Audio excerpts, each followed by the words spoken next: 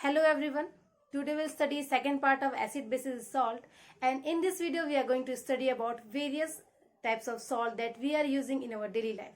For example, common salt, baking soda, washing soda, caustic soda, etc. तो हम लोग यहाँ से स्टार्ट करते हैं कॉमन सॉल्ट से। कॉमन सॉल्ट से इससे स्टार्ट कर रहे हैं क्योंकि ये जो सॉल्ट है वो बाकी के हमारे जितने भी कंपाउंड्स हम लोग पढ़ने जा रहे हैं उनके लिए ये एक रॉ मटेरियल के जैसे काम करता है। ठीक है, तो सबसे पहले हम लोग पढ़ेंगे कॉमन सॉल्ट और उसके बाद हम लोग देखेंगे कि हम लोग कॉमन सॉल्ट से caustic soda, bleaching powder, baking soda, baking powder, washing soda, plaster of Paris, ये सारी चीजें हम लोग क्या कर सकते हैं, इन सबसे प्रिपेयर कर सकते हैं। अच्छा, प्लास्टर ऑफ पेरिस को इस कैटेगरी से थोड़ा अलग रखते हैं।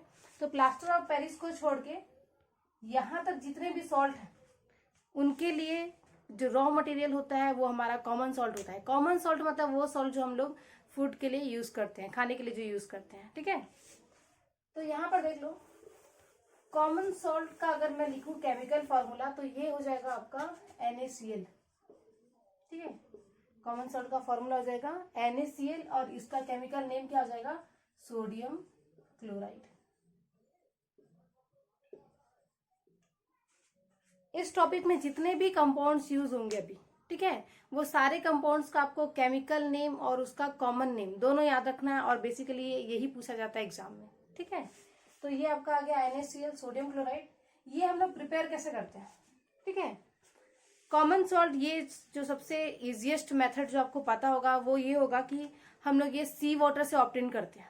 ठीक है, आपने दांडी मार्च पढ़ा होगा आपने सोशल साइंस में कि हम क्या करते हैं, समुद्र के पानी से कॉमन सॉल्ट प्रिपेयर करते हैं। ठीक है, तो यहाँ पे हम लोग देखते हैं कि इसमें 3 मेथड्स होते हैं जिससे आप कॉमन सॉल्ट को प्रिपेयर कर सकते हो।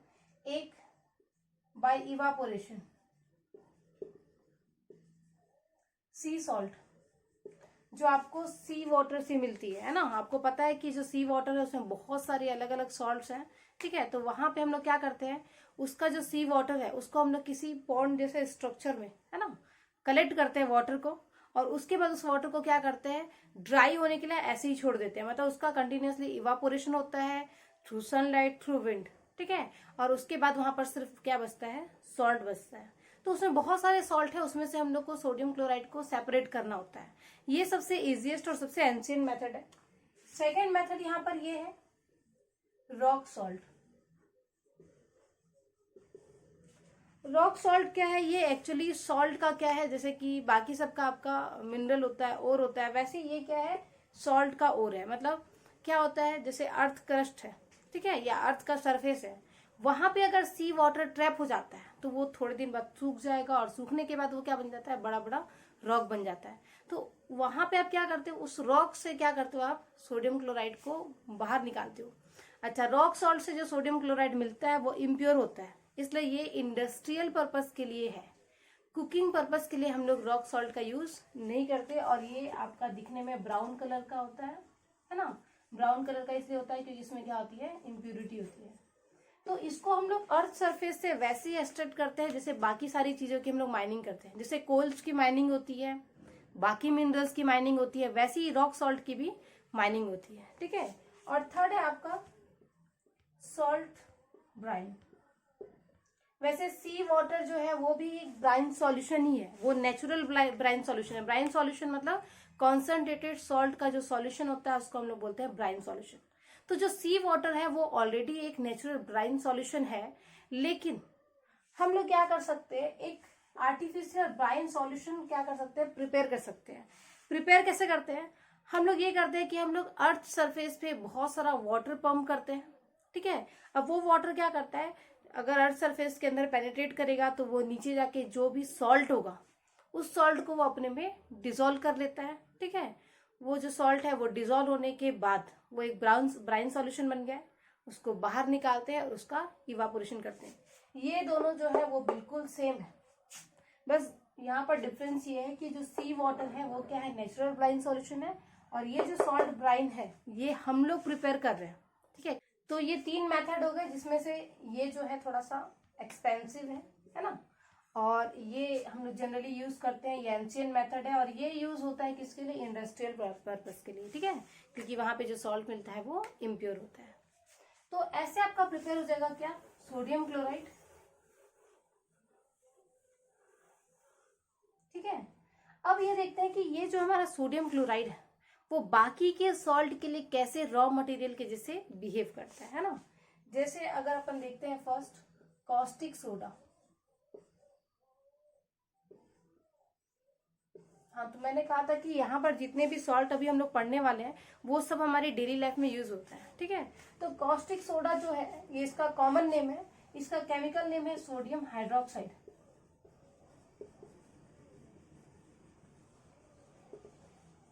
NaOH। कॉस्टिक सोडा इसलिए बोल रहे हैं क्योंकि ये यूज होता है किसमें, सोप और डिटर्जेंट प्रिपेयर करने में इसका यूज होता है, ठीक है। अब ये देखते हैं ये NaCl से कैसे प्रिपेयर होगा। तो इसके लिए हम लोग क्या करते हैं, NaCl का एक्वस सॉल्यूशन लेते हैं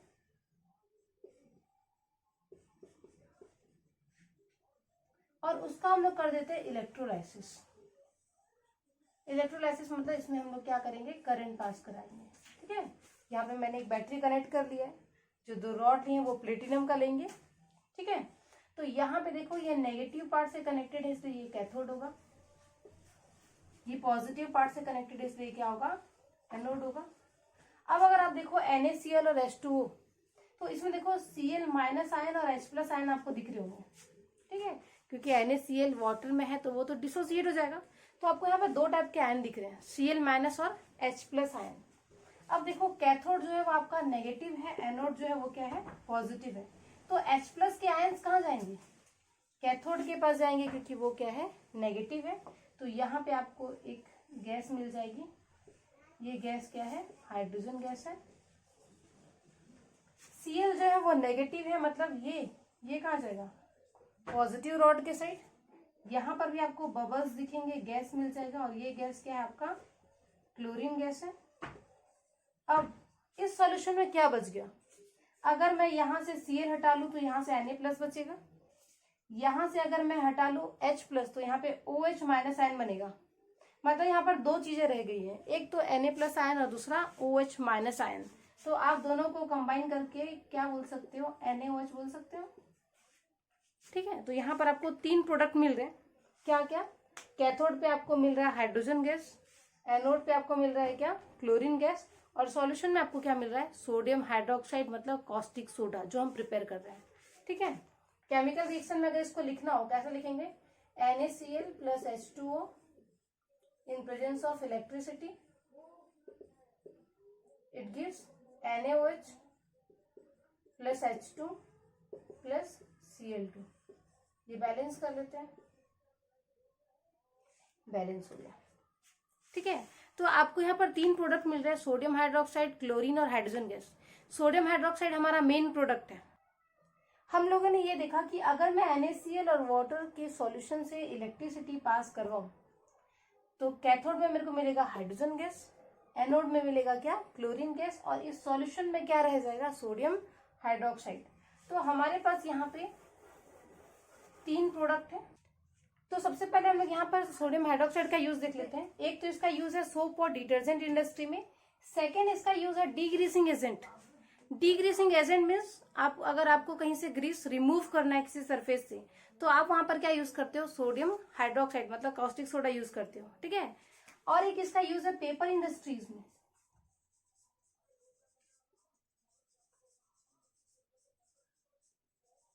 ठीक है। इसका एक और यूज हो गया पेपर इंडस्ट्रीज में। और देख लो हाइड्रोजन गैस का क्या यूज है।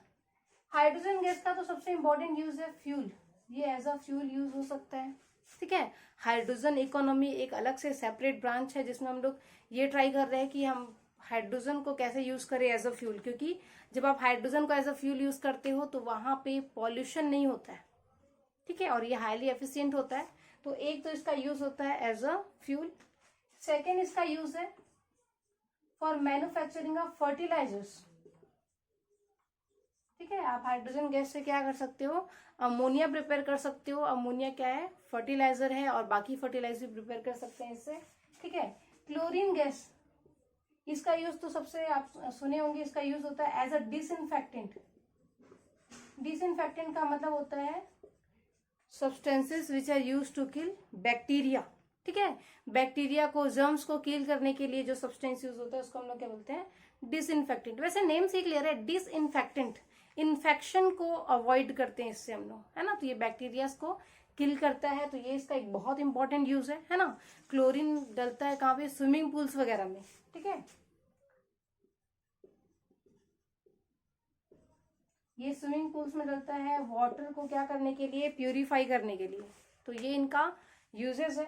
अच्छा, हाइड्रोजन और क्लोरीन को कंबाइन करके हम लोग हाइड्रोक्लोरिक एसिड प्रिपेयर कर सकते हैं। हाइड्रोक्लोरिक एसिड वो भी बहुत यूजफुल रिएजेंट है, ठीक है।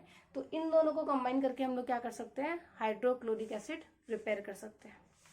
तो ये हो गया किसका यूज, कॉस्टिक सोडा का। और उसके साथ साथ हम लोग देख ले कि बाई प्रोडक्ट जो होगा हाइड्रोजन और क्लोरीन, उसका क्या क्या यूज है, ठीक है। यहाँ पर एक और चीज नोटिस करो कि जब आप क्या करते हो, ब्राइन सॉल्यूशन से मतलब सॉल्ट सॉल्यूशन से इलेक्ट्रिसिटी पास करवाते हो, तो यहाँ पे आपको मिलता है, एक तो ये एल्कली मिल गया आपको, और दूसरा यहाँ पर आपको क्या मिल गया, क्लोरीन मिल गया। इसलिए इस प्रोसेस को हम लोग एक और नाम दिए, क्लोर एल्कली प्रोसेस।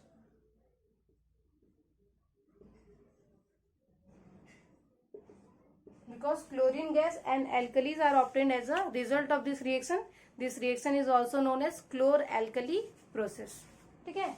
तो हम लोग नेक्स्ट हमारे कंपाउंड पे चलते हैं।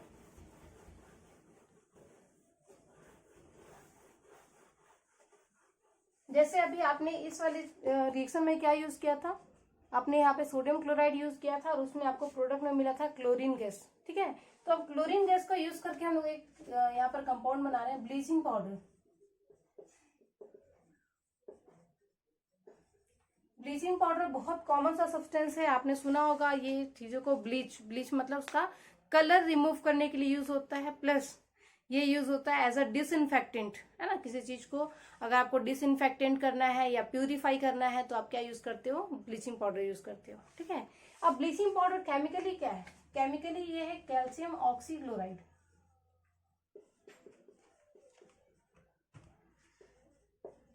ठीक है। केमिकली ये क्या है, कैल्शियम ऑक्सीक्लोराइड, और इसका फॉर्मूला होता है CaOCl2, ठीक है। अब ये प्रिपेयर कैसे होगा देखो, इसके लिए हम लोग क्या करते हैं, ड्राई स्लैग लाइम में क्लोरीन गैस पास करवाते हैं, ठीक है। अभी आप क्लोरीन गैस प्रिपेयर किए थे, उसी क्लोरीन गैस को अगर मैं पास करवा दूं ड्राई स्लैग लाइम से, ठीक है। स्लैग लाइम मतलब कैल्शियम हाइड्रोक्साइड से अगर हम लोग इसको पास करवाते हैं तो आपको ब्लीचिंग पाउडर मिलता है, ठीक है। अगर मैं लूँ कैल्शियम हाइड्रोक्साइड प्लस उसमें से हम लोग क्या पास कराते हैं, क्लोरीन गैस, तो ये हो जाएगा CaOCl2 प्लस H2O, ठीक है। इसको बैलेंस कर लेते हैं, ये ऑलरेडी बैलेंस्ड है ना। तो यहाँ पे आपने क्या लिया, ड्राई स्लैग लाइम, और उसमें से हम लोग क्या पास करवाए, क्लोरीन गैस पास करवाए, तो आपको क्या मिला, bleaching powder, that is calcium oxychloride, ठीक है। इसका यूज हम लोग डिस्कस कर चुके हैं अभी, फिर भी देख लो इसका यूज एक बार और लिख लेते हैं। ब्लीचिंग पाउडर का यूज होता है ब्लीचिंग पर्पस के लिए, ब्लीचिंग पर्पस के लिए मतलब कलर को रिमूव करने के लिए, इसलिए ये मेनली यूज होता है आपका पेपर इंडस्ट्रीज में,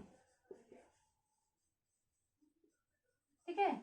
जैसे अगर आपको पता है कि जो पेपर होते हैं वो आपको वुड के पल्प से मिलते हैं, मतलब वुड पल्प को अगर आप क्या करते हो, प्रोसेसिंग करते हो, तो आपका पेपर बनता है, ठीक है। लेकिन अब वो पेपर जो है वो व्हाइट कलर का नहीं आएगा, क्योंकि वो वुड पल्प व्हाइट कलर का नहीं था, ठीक है। तो उसको हम लोग क्या करते हैं, डीकलराइज करने के लिए, मतलब व्हाइट कलर लाने के लिए हम लोग वहां पर क्या यूज करते हैं, ब्लीचिंग पाउडर यूज करते हैं, ठीक है। और ब्लीचिंग पर्पज के लिए ये कहाँ पर यूज होगा, क्लॉथ इंडस्ट्री में यूज होगा, ठीक है। क्लॉथ वॉशिंग के बाद अगर आपको उसको ब्लीच करना है तो आप क्या यूज करते हो, ब्लीचिंग पाउडर यूज करते हो, ठीक है। और इसका यूज होता है किसमें, एज अ डिसइंफेक्टेंट। जो यूज क्लोरीन का था वो सेम यूज यहाँ पर किसका है, ब्लीचिंग पाउडर का है। अच्छा, इसका एक और यूज है as an oxidizing agent. Oxidizing agent हमने पिछले चैप्टर में पढ़ा था। Oxidizing agent are substances which oxidizes other substance, जो दूसरे सब्सटेंसेस को ऑक्सीडाइज करते हैं। तो इसका एज एक और यूज क्या हो गया, एज अ ऑक्सीडाइजिंग एजेंट ये यूज होता है, ठीक है। नेक्स्ट कंपाउंड हम लोग देखते हैं, बेकिंग सोडा।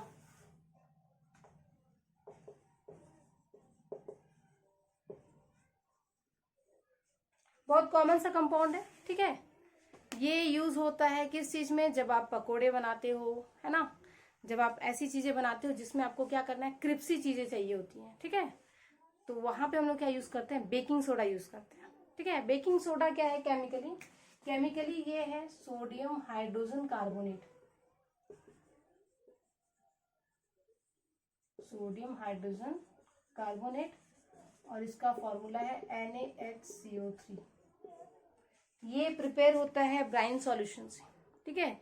इसके लिए हम लोग क्या करते हैं, इसके लिए हम लोग एक कंटेनर में लेते हैं brine solution. Brine solution means concentrated salt solution, ठीक है। और इसमें हम लोग पास करा रहे हैं क्या, अमोनिया, NH3 गैस पास कराते हैं अंटिल इट बिकम्स सैचुरेटेड, ठीक है। जब तक आप उसमें अमोनिया पास करा सकते हो, जब तक वो अमोनिया डिजोल्व हो रहा है, तब तक मैक्सिमम अमाउंट ऑफ अमोनिया हम लोग उसमें क्या कराते हैं, पास कराते हैं। और उसके बाद हम लोग इसमें क्या डालते हैं, थोड़ा सा CO2 पास कराते हैं। तो जब ये ऑलरेडी सैचुरेट हो चुका है ये सॉल्यूशन, इसमें और कुछ डिजोल्व नहीं होगा, तो अगर आप उसमें लास्ट में CO2 पास कराते हो तो यहाँ पर आपको क्या मिल जाता है, बेकिंग सोडा मिल जाता है। केमिकल रिएक्शन में देखो, अगर हम लोग NaCl plus H2O plus ammonia plus CO2 करते हैं लास्ट में, ठीक है, तो ये बना लेता है NH4Cl, क्योंकि अमोनिया को आप ऑलरेडी क्या कर सकते थे, सॉल्यूशन से सैचुरेट कर चुके थे। अब उसमें और अमोनिया या कुछ भी डिजोल्व नहीं हो रहा है, तो जब आप CO2 पास कराते हो तो वो अमोनिया बाहर आएगा सॉल्यूशन से। तो ये बाहर आता है किस फॉर्म में, अमोनियम क्लोराइड के फॉर्म में। ये सोडियम जो है वो बना लेता है क्या, सोडियम हाइड्रोजन कार्बोनेट, जिसको हम लोग सोडियम बाइकार्बोनेट भी बोलते हैं। तो सिंपल है, ब्राइन सॉल्यूशन लेना है, उसमें से अमोनिया पास कराना है जब तक वो सॉल्यूशन सैचुरेट नहीं हो जाता, और उसके बाद आपको उसमें से क्या पास कराना है, CO2 पास कराने के बाद आपको क्या मिलेगा, ammonium chloride and sodium hydrogen carbonate. ये हमारा यहाँ पर क्या है, मेन प्रोडक्ट है, क्या है ये, बेकिंग सोडा, ठीक है। ये तो हो गया इसका प्रिपरेशन, ठीक है। इसके यूजेस देखते हैं। तो इसका सबसे मेन यूज जो है वो क्रिप्सी पकोड़ा बनाने के लिए यूज होता है, ठीक है ना। तो हम लोग घर पे इसी चीज के लिए इसका मेन यूज करते हैं। अब देखो वो कैसे काम करता है, NaHCO3, ठीक है। जब इसको आप क्या करते हो, फूड के साथ मिक्स करके कुकिंग टेम्परेचर तक इसको हीट करते हो। खाना बनाओगे तो ऑब्वियस सी बात है आप उसमें क्या करोगे, हीट पास कराओगे। तो जब ये कुकिंग टेम्परेचर पे पहुंचता है तो ये जो है वो डिकम्पोज हो जाता है। डिकम्पोज होके ये बनाता है sodium carbonate plus H2O plus CO2, ठीक है। और वो जो क्रिप्सीपन आ रहा है पकोड़े में, वो इस CO2 गैस की वजह से आ रहा है, क्योंकि ये क्या हो रहा है, वहां पर फूड पार्टिकल्स के बीच बीच में क्या हो जाता है, ट्रैप हो जाता है, ठीक है। तो इसकी वजह से वो जो भी आपका फूड है वो क्या बन रहा है, थोड़ा सा क्रिप्सी सॉफ्ट हो रहा है, और उसका जो वॉल्यूम है वो थोड़ा राइज हो जाएगा। तो जहां पर भी आपको वॉल्यूम राइज करना है किसी भी फूड का, तो आप वहां पर क्या यूज करते हो, बेकिंग सोडा यूज करते हो। अच्छा, इसका एक और यूज है, कभी कभी हम लोग इसको कुकिंग को फास्टर करने के लिए भी यूज करते हैं, ठीक है। अगर आपको लग रहा है कि खाना बनने में थोड़ा लेट हो रहा है तो आप उसमें क्या यूज कर सकते हो, बेकिंग सोडा भी कहीं कहीं पे इसका यूज होता है, ठीक है, टू मेक कुकिंग फास्टर। और एक इसका यूज है for preparation of baking powder. Next topic में हम लोग यही देखेंगे, इसका यूज किस चीज में हो रहा है, बेकिंग पाउडर प्रिपेयर करने में हो रहा है। इसका एक और यूज है फायर एक्सटिंग्यूशर बनाने में, ठीक है। आपको पता है कि अगर आप किसी भी कार्बोनेट पे, मेटल कार्बोनेट में अगर आप एसिड डालते हो तो वहां से CO2 गैस रिलीज होती है, ठीक है। ये सोडियम हाइड्रोजन कार्बोनेट है अपना बेकिंग सोडा, इसमें अगर मैं कोई सा भी एसिड डालू तो यहाँ पर क्या होगा, ये प्रोडक्ट होगा salt plus water plus CO2। और आपको पता है कि फायर एक्सटिंग्यूशर्स में क्या होता है, कार्बन डाइऑक्साइड गैस होती है, ठीक है। तो यहाँ पे क्या हो रहा है, हम लोग एसिड डाल के कार्बन डाइऑक्साइड प्रिपेयर कर सकते हैं, इसलिए ये as a fire extinguisher use हो सकता है, ठीक है। उसके लिए सिंपली अपन क्या करते हैं कि जो फायर एक्सटिंग्यूशर होता है उसमें एसिड और ये जो आपका बेकिंग सोडा है वो दोनों एडेड रहता है, लेकिन वो दोनों सेपरेटली एडेड होता है, मतलब उनके बीच में एक बैरियर होता है। जब भी आपको यूज करना होता है फायर एक्सटिंग्यूशर, तो आप उनके बीच का जो सेपरेशन है उसको क्या कर देते हो, रिमूव कर देते हो, ठीक है। वैसे आपको प्रैक्टिकली इतना नहीं करना होता है, प्रैक्टिकली आपको खाली एक ट्रिगर दबाना होता है, वो दबते ही क्या होता है, दोनों मिक्स होते हैं और वहां पर क्या होता है, CO2 गैस रिलीज होने लगता है, ठीक है। अच्छा, इसका एक और यूज है, बहुत सारे यूजेस हैं इसके, वैसे एग्जाम में आपको 2 ही लिखने हैं, लेकिन इसका एक और यूज होता है किस चीज में, अगर आपको एसिडिटी है तो उसको प्रिवेंट करने के लिए हम लोग बेकिंग सोडा का सॉल्यूशन लेते हैं। ठीक है, बेकिंग सोडा का सॉल्यूशन क्यों ले रहे हैं, देखो, क्योंकि ये बना है किससे, सोडियम के हाइड्रोक्साइड से बना होगा। ये एक सॉल्ट ही तो है, किससे बना, ये सोडियम हाइड्रोक्साइड से बना है, मतलब स्ट्रॉन्ग बेस से बना है, इसलिए इसका नेचर बेसिक है। तो अगर आपको एसिडिटी हुई है तो आप बेकिंग सोडा का सॉल्यूशन पी सकते हैं थोड़ा सा, ये नेचर में बेसिक होता है, इसलिए एसिडिटी को क्योर करता है। ठीक है, नेक्स्ट टॉपिक में आते हैं हम लोग बेकिंग पाउडर।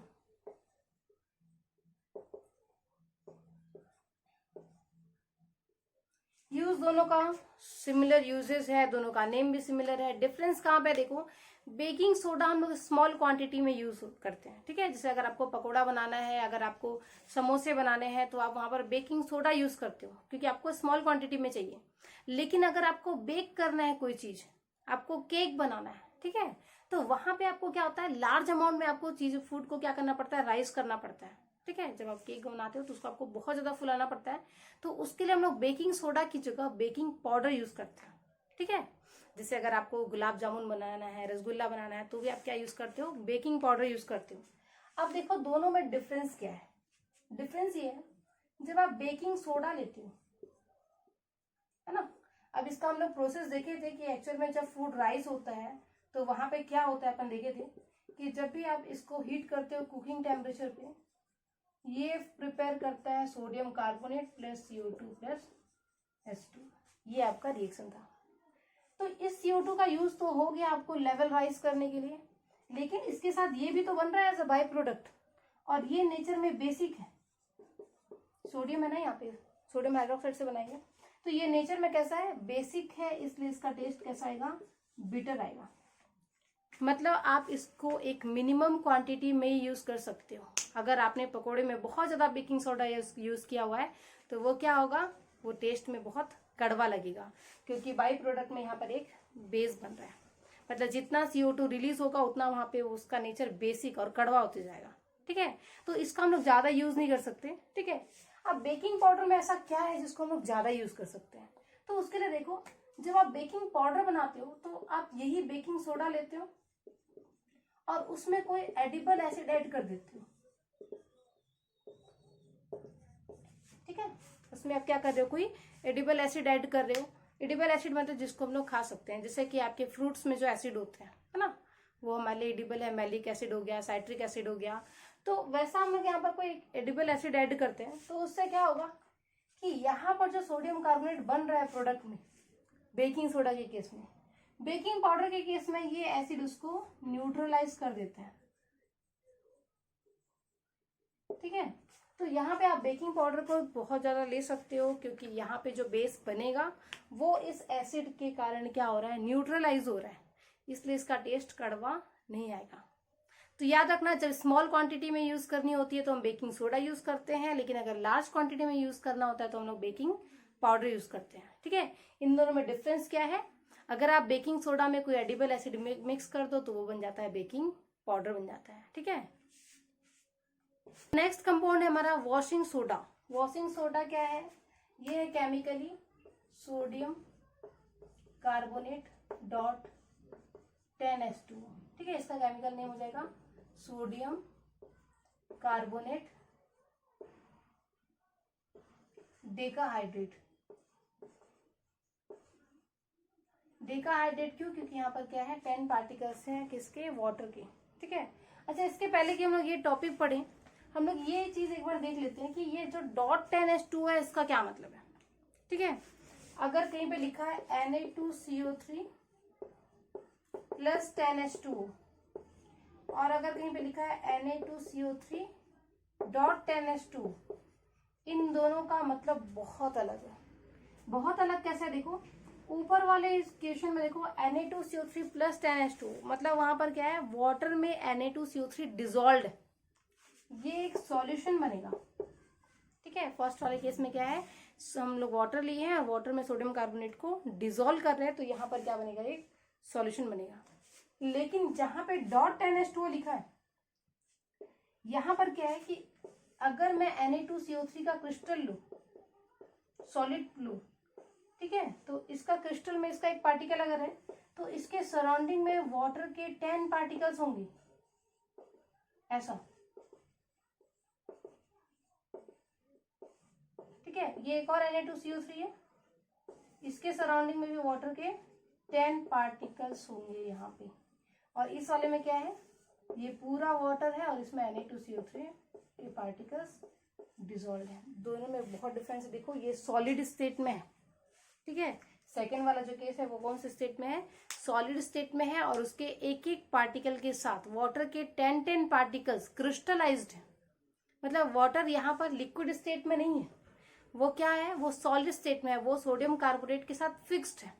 और यहाँ पर आप ये .10H2O ही लिखोगे, आप इसको 9, 7, 4, 3 नहीं लिख सकते। वो फिक्स्ड है कि इसके एक मॉलिक्यूल के सराउंडिंग में वाटर के 10 पार्टिकल्स ही होंगे। जबकि यहाँ पे आप रिएक्शन के अकॉर्डिंग 10 लिख सकते हो, 2 लिख सकते हो, 3 लिख सकते हो, कुछ भी लिख सकते हो। तो ये नॉर्मल वाटर है, और इसको बोलते हैं हाइड्रेटेड वाटर, या फिर इसको हाइड्रेटेड सॉल्ट बोलेंगे। और इस वाटर को बोलते हैं water of crystallization. Water of crystallization इसलिए क्योंकि यहाँ पे जो वाटर है वो क्रिस्टल के फॉर्म में है, सॉलिड स्टेट में है, ठीक है। तो इसको देख के कंफ्यूज मत हो जाना, ये मत सोचना कि वहां पे सोडियम कार्बोनेट की सॉल्यूशन की बात हो रही है ना। वहां पे सोडियम कार्बोनेट जो है वो सॉलिड स्टेट में है, और इसके साथ जो .10H2O है वो भी क्या है, सॉलिड स्टेट में ही है, ठीक है। तो वाटर ऑफ क्रिस्टलाइजेशन का मतलब क्या होता है, where water particles are crystallized, ठीक है। इसको डिफाइन करते हैं, फिर आगे बढ़ेंगे। Water of crystallization, it is a fixed number of water particles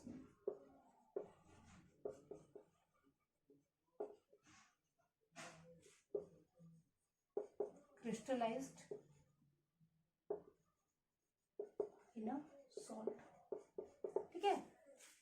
water of crystallization is a fixed number of water particles which is crystallized in a salt। एक salt के अंदर जो वाटर के पार्टिकल्स क्रिस्टलाइज्ड है, solid state में है, उसको हम बोलते हैं वाटर ऑफ क्रिस्टलाइजेशन। और इसका नंबर जो है वो हर एक सॉल्ट के लिए फिक्स होता है, ठीक है।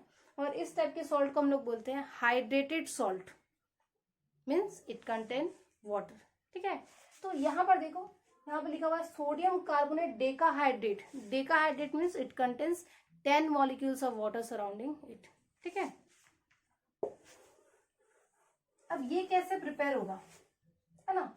एंड यहाँ तक देखते हैं, ये Na2CO3 तो हमने प्रिपेयर किया था किसमें, बेकिंग सोडा के केस में, कि जब आप बेकिंग सोडा को हीट करते हो तो ये आपको वहां पे प्रोडक्ट में मिलता था।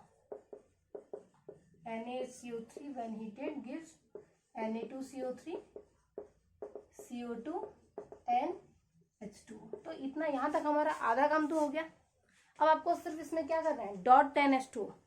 तो .10H2 ऐसा नहीं कि उसमें वाटर डाल दी तो वो .10H2 हो जाएगा, नहीं। यहाँ पे आपको एक प्रोसेस करना पड़ेगा जिसको बोलते हैं रिक्रिस्टलाइजेशन।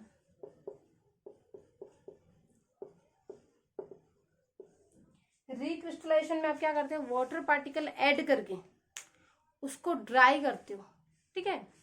ड्राई कैसे करेंगे, देखो रिक्रिस्टलाइजेशन जैसे आपने देखा होगा चाशनी कैसे बनती है, ठीक है। चाशनी बनाने के लिए हम लोग क्या करते हैं, हम लोग मिनिमम अमाउंट ऑफ वाटर में शुगर को डिसॉल्व करते हैं। मतलब ऐसा नहीं कि वाटर बहुत सारा है और शुगर थोड़ा सा है तो आराम से डिसॉल्व हो जाएगा। हमको थोड़ा सा वाटर लेना है और उसमें शुगर बहुत सारा लेना है, अब वो डिसॉल्व नहीं होगा। तो उसको डिसॉल्व करने के लिए आप क्या करोगे, आप उसको डिसॉल्व करने के लिए हीट करोगे, ठीक है। तो आप देखोगे कि जैसे आप वो वाटर और शुगर के मिक्सचर को हीट करते हो, वो पूरा शुगर उसमें डिसॉल्व हो जाता है, वो बहुत क्या होता है, बहुत थिक पेस्ट बना लेता है एक। और उस पेस्ट को जब आप क्या करते हो, ठंडा करते हो, ठीक है। जब उसको ठंडा करते हो तो वो कौन से स्टेट में आता है, सॉलिड स्टेट में आता है। तो इसको बोलते हैं रिक्रिस्टलाइजेशन, जिसमें आप क्रिस्टल को वाटर में डाल के फिर से क्रिस्टलाइज करते हो, ठीक है। तो आपको वही चीज करनी है, आपको लेना है सोडियम कार्बोनेट प्लस आपको इसमें ऐड करना है 10 मॉलिक्यूल्स ऑफ वाटर। इसको हीट करना है, और हीट करने के बाद आपको क्या करना है, कूल भी करना है, ठीक है। तो हीट करने के बाद कूल करना है, तो आपको यहाँ पे मिल जाएगा Na2CO3 .10H2O हो जाएगा। 2 स्टेप है। फर्स्ट स्टेप में आपको बेकिंग सोडा को हीट करना है, सोडियम कार्बोनेट बनेगा। सेकेंड स्टेप में आपको जो सोडियम कार्बोनेट प्रिपेयर हो चुका है उसका रिक्रिस्टलाइजेशन करना है, मतलब उसको वाटर के साथ हीट करके एक थिक पेस्ट बनाना है, और उसके बाद उसको जब आप कूल करोगे तो वहां पर आपको क्या मिल जाएगा, Na2CO3 डॉट 10H2O। ये हो गया इसका प्रिपरेशन। ठीक है, इसके यूजेस देखते हैं। यूजेस, वॉशिंग सोडा है, उसके नेम से इंडिकेट हो रहा है कि फर्स्ट इसका यूज होगा वॉशिंग पर्पस के लिए, लॉन्ड्री में इसका यूज होगा। ठीक है, सेकेंड इसका यूज होता है to remove permanent hardness of water.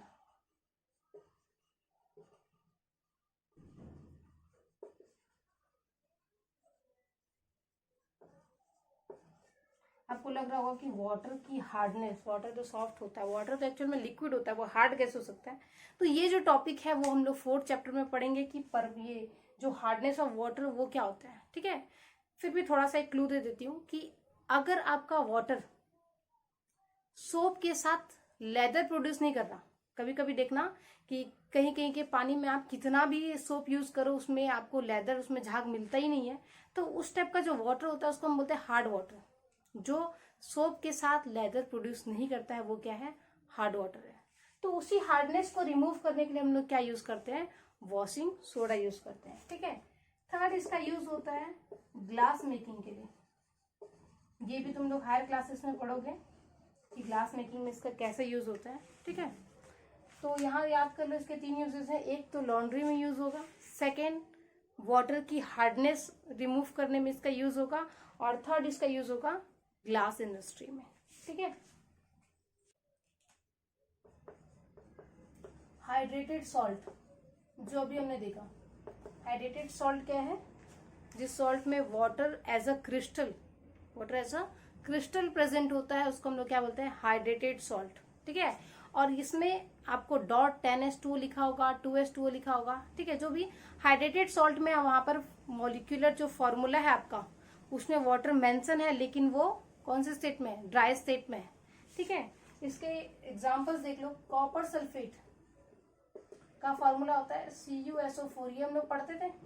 अब इसमें ऐड कर लो डॉट 5H2, क्योंकि जो कॉपर सल्फेट है उसमें क्या होता है, वाटर ऑफ क्रिस्टलाइजेशन होता है, ये हाइड्रेटेड सॉल्ट है, तो ये हो जाता है CuSO4 dot 5H2। Ferrous sulphate है, होता है FeSO4। ठीक है, तो इसको अपन लिखते हैं FeSO4 डॉट 7H2O। ठीक है, इसका कलर होता है ब्लू, इसका कलर होता है लाइट ग्रीन। अब यहां पर देखो इसका जो कलर है ब्लू, अगर मैं इस सॉल्ट को हीट कर दूं, अगर मैं कॉपर सल्फेट को क्या कर दूं, हीट कर दूं, तो सबसे पहले तो चीज क्या होगी कि ये जो इसके 5H2O है वो इवापोरेट हो जाएंगे।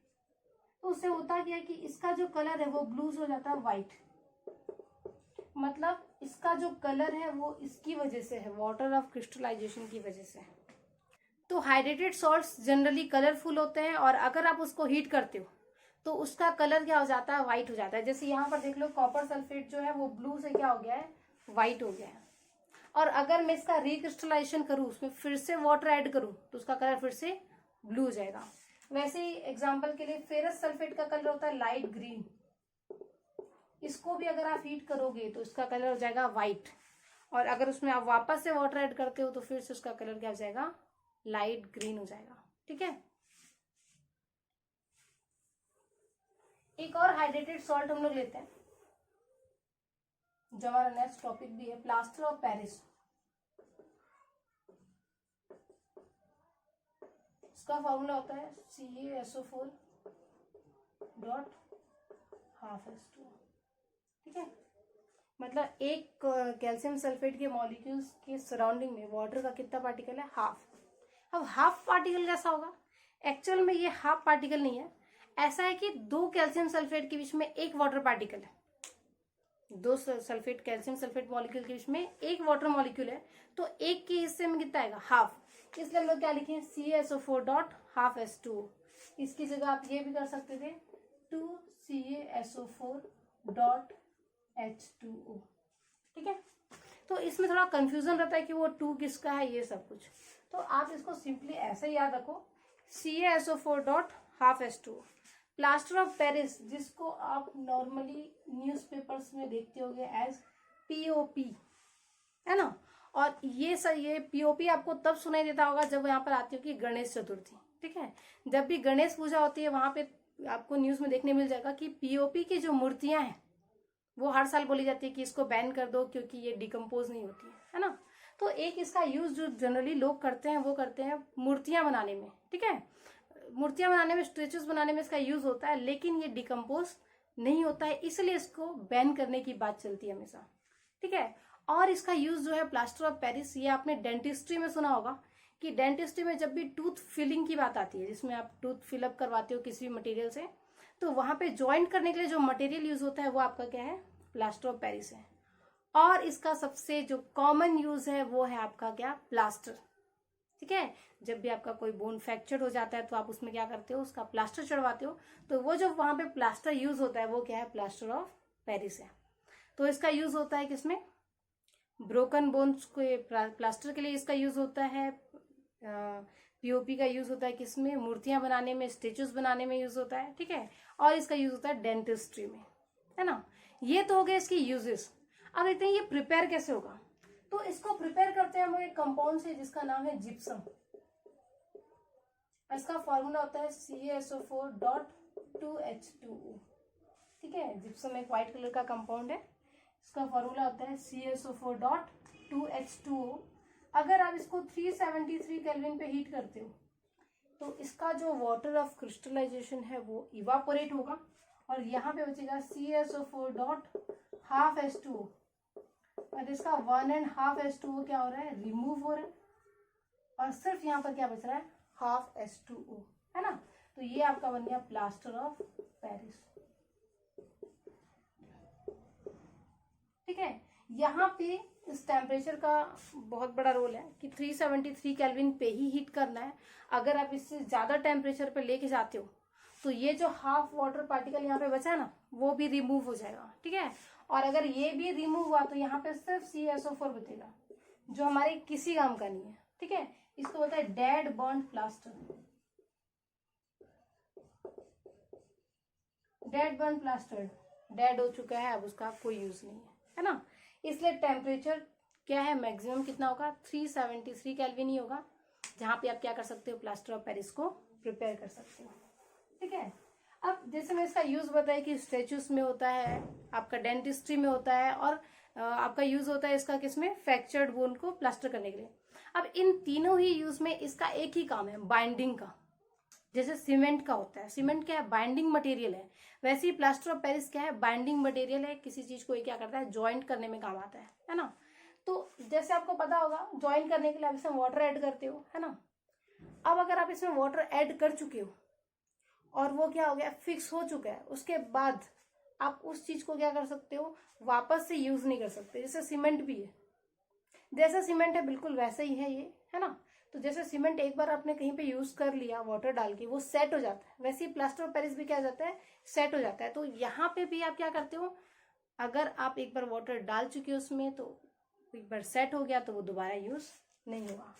क्यों नहीं होगा, देखो CaSO4 डॉट हाफ H2O है, और जब भी आप इसमें वाटर मिक्स करते हो तो ये वापस से जिप्सम बन जाता है, तो अब ये बाइंडिंग के काम नहीं आएगा, ठीक है। अगर आप उसमें वाटर ऐड कर देते हो तो वो बाइंडिंग के काम नहीं आता है। इसलिए अगर आप इसको कहीं पे स्टोर करना है तो आप मॉइस्चर को हमेशा अवॉइड करना, ठीक है। अगर कहीं से मॉइस्चर आ गया तो वो जैसा है वो वैसे ही सेट हो जाएगा, वो बेकार हो जाएगा, है ना। तो यहाँ पर देख लो, इस प्रोसेस में दो चीज इंपॉर्टेंट है, एक तो टेम्परेचर और दूसरा आपको मॉइस्चर अवॉइड करना है, ठीक है। यूजेस क्या है इसकी, यूजेस तो मैं अभी बहुत बार बता चुकी, क्या है, प्लास्टर फॉर फ्रैक्चर्ड बोन्स,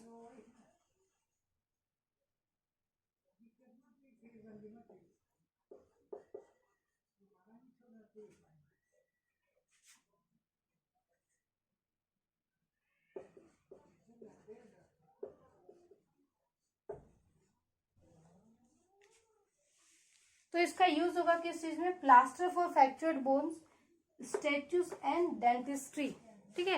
जिसमें से स्टैचूज की मैं बात करी थी कि आप उसका यूज जो है वो बैन होना चाहिए, क्योंकि वो जो है वो एक बार सेट हो जाता है तो वो डिकम्पोज नहीं होता। अगर वहीं पे आप मिट्टी की मूर्तियां बनाते हो, स्टैचूज बनाते हो, तो वो क्या होगा, वाटर में डिजोल्व हो जाता है ना। तो उसको जब भी आप क्या करते हो, जब विसर्जन करते हो मूर्तियों का, तो वो डिजोल्व हो जाता है, और ये डिजोल्व नहीं होता है, इसलिए बोलते हैं कि इसका यूज अवॉइड करना चाहिए। तो यहाँ पे हमने सॉल्ट देख लिया, हमने देख लिया common salt, caustic soda, baking soda, washing soda, bleaching powder, और आपका हो गया प्लास्टर ऑफ पेरिस। ये सारी जो चीजें हैं वो हमारी डेली लाइफ में यूज होती हैं। एग्जाम में जो इसके क्वेश्चंस आते हैं वो जनरली इसका केमिकल नेम, इसका केमिकल फॉर्मूला, है ना, इसका प्रिपरेशन और इनके यूजेस, उसमें मेनली यूजेस जो है वो बहुत इंपॉर्टेंट है। सेकेंड चीज, इसमें से प्लास्टर ऑफ पेरिस भी क्या है, एक इंपॉर्टेंट चीज है, ये जनरली पूछा जाता है। तो इसके बाद भी अगर आपको इस टॉपिक में कहीं पर भी कुछ भी डाउट है तो आप वो मुझे कमेंट सेक्शन में पूछ सकते हैं। Thank you. तो हाइड्रेटेड सॉल्ट्स जनरली कलरफुल होते हैं, और अगर आप उसको हीट करते हो तो उसका कलर क्या हो जाता है, व्हाइट हो जाता है। जैसे यहाँ पर देख लो, कॉपर सल्फेट जो है वो ब्लू से क्या हो गया है, व्हाइट हो गया है। और अगर मैं इसका रिक्रिस्टलाइजेशन करूँ, उसमें फिर से वाटर ऐड करूँ, तो उसका कलर फिर से ब्लू हो जाएगा। वैसे ही एग्जाम्पल के लिए फेरस सल्फेट का कलर होता है लाइट ग्रीन, इसको भी अगर आप हीट करोगे तो इसका कलर हो जाएगा व्हाइट, और अगर उसमें आप वापस से वाटर ऐड करते हो तो फिर से उसका कलर क्या हो जाएगा, लाइट ग्रीन हो जाएगा, ठीक है। एक और हाइड्रेटेड सॉल्ट हम लोग लेते हैं, जो हमारा नेक्स्ट टॉपिक भी है, प्लास्टर ऑफ पेरिस। इसका फॉर्मूला होता है CaSO4 डॉट हाफ H2, ठीक है। मतलब एक कैल्शियम सल्फेट के मॉलिक्यूल्स के सराउंडिंग में वाटर का कितना पार्टिकल है, हाफ। अब हाफ पार्टिकल कैसा होगा, एक्चुअल में ये हाफ पार्टिकल नहीं है, ऐसा है कि दो कैल्शियम सल्फेट के बीच में एक वाटर पार्टिकल है, दो सल्फेट कैल्शियम सल्फेट मॉलिक्यूल के बीच में एक वाटर मॉलिक्यूल है, तो एक के हिस्से में कितना आएगा, हाफ।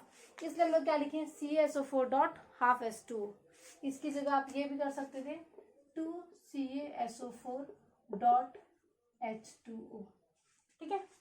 तो इसमें थोड़ा कंफ्यूजन रहता है कि वो 2 किसका है, ये सब कुछ, तो आप इसको सिंपली ऐसे याद रखो, CaSO4 dot half H2O। Plaster of Paris, जिसको आप नॉर्मली न्यूज़पेपर्स में देखते होगे एज POP, है ना।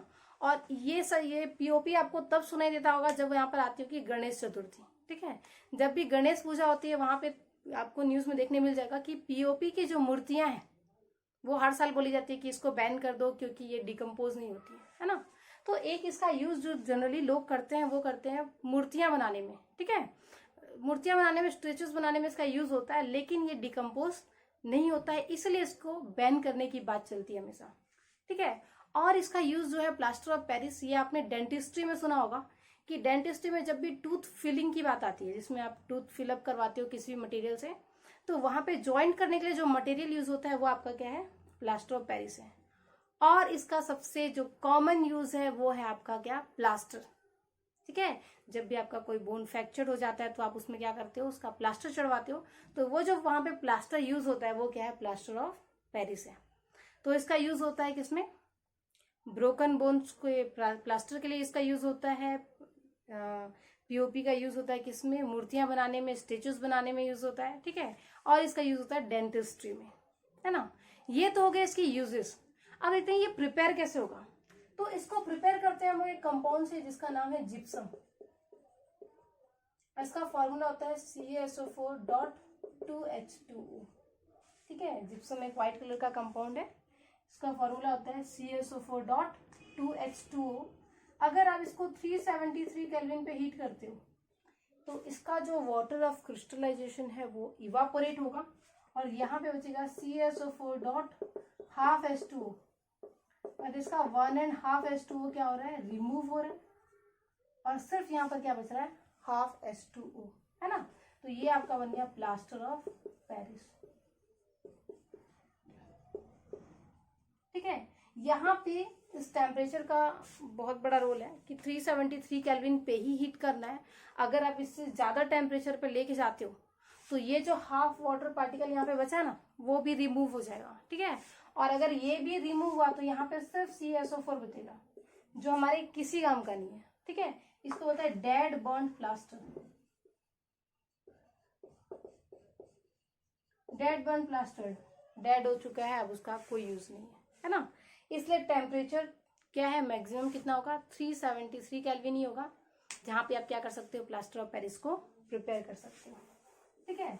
अब जैसे मैं इसका यूज बताया कि स्टैचूस में होता है, आपका डेंटिस्ट्री में होता है, और आपका यूज होता है इसका किसमें, फ्रैक्चर्ड बोन को प्लास्टर करने के लिए। अब इन तीनों ही यूज में इसका एक ही काम है, बाइंडिंग का। जैसे सीमेंट का होता है, सीमेंट क्या है, बाइंडिंग मटेरियल है, वैसे ही प्लास्टर ऑफ पेरिस क्या है, बाइंडिंग मटेरियल है। किसी चीज को ये क्या करता है, ज्वाइंट करने में काम आता है ना। तो जैसे आपको पता होगा, ज्वाइन करने के लिए आप इसमें वाटर ऐड करते हो, है ना। अब अगर आप इसमें वाटर ऐड कर चुके हो और वो क्या हो गया, फिक्स हो चुका है, उसके बाद आप उस चीज को क्या कर सकते हो, वापस से यूज नहीं कर सकते। जैसे सीमेंट भी है, जैसा सीमेंट है बिल्कुल वैसा ही है ये, है ना। तो जैसे सीमेंट एक बार आपने कहीं पे यूज कर लिया वाटर डाल के, वो सेट हो जाता है, वैसे ही प्लास्टर ऑफ पेरिस भी क्या हो जाता है, सेट हो जाता है। तो यहाँ पे भी आप क्या करते हो, अगर आप एक बार वाटर डाल चुके हो उसमें, तो एक बार सेट हो गया तो वो दोबारा यूज नहीं होगा। क्यों नहीं होगा, देखो CaSO4 डॉट हाफ H2O है, और जब भी आप इसमें वाटर मिक्स करते हो तो ये वापस से जिप्सम बन जाता है, तो अब ये बाइंडिंग के काम नहीं आएगा, ठीक है। अगर आप उसमें वाटर ऐड कर देते हो तो वो बाइंडिंग के काम नहीं आता है। इसलिए अगर आप इसको कहीं पे स्टोर करना है तो आप मॉइस्चर को हमेशा अवॉइड करना, ठीक है। अगर कहीं से मॉइस्चर आ गया तो वो जैसा है वो वैसे ही सेट हो जाएगा, वो बेकार हो जाएगा, है ना। तो यहाँ पर देख लो, इस प्रोसेस में दो चीज इंपॉर्टेंट है, एक तो टेम्परेचर और दूसरा आपको मॉइस्चर अवॉइड करना है, ठीक है। यूजेस क्या है इसकी, यूजेस तो मैं अभी बहुत बार बता चुकी, क्या है, प्लास्टर फॉर फ्रैक्चर्ड बोन्स,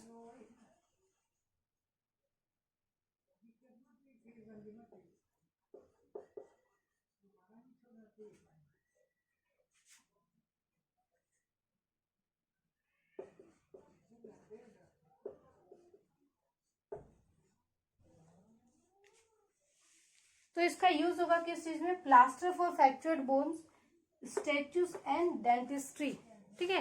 जिसमें से स्टैचूज की मैं बात कर रही थी कि आप उसका यूज जो है वो बैन होना चाहिए, क्योंकि वो जो है वो एक बार सेट हो जाता है तो वो डिकम्पोज नहीं होता।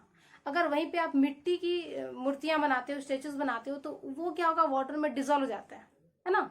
तो उसको जब भी आप क्या करते हो, जब विसर्जन करते हो मूर्तियों का, तो वो डिजोल्व हो जाता है, और ये डिजोल्व नहीं होता है, इसलिए बोलते हैं कि इसका यूज अवॉइड करना चाहिए। तो यहाँ पे हमने सॉल्ट देख लिया, हमने देख लिया common salt, caustic soda, baking soda, washing soda, bleaching powder, और आपका हो गया प्लास्टर ऑफ पेरिस। ये सारी जो चीजें हैं वो हमारी डेली लाइफ में यूज होती हैं। एग्जाम में जो इसके क्वेश्चंस आते हैं वो जनरली इसका केमिकल नेम, इसका केमिकल फॉर्मूला, है ना, इसका प्रिपरेशन और इनके यूजेस, उसमें भी मेनली यूजेस जो है वो बहुत इंपॉर्टेंट है। सेकेंड चीज, इसमें से प्लास्टर ऑफ पेरिस भी क्या है, एक इम्पॉर्टेंट चीज है, ये जनरली पूछा जाता है।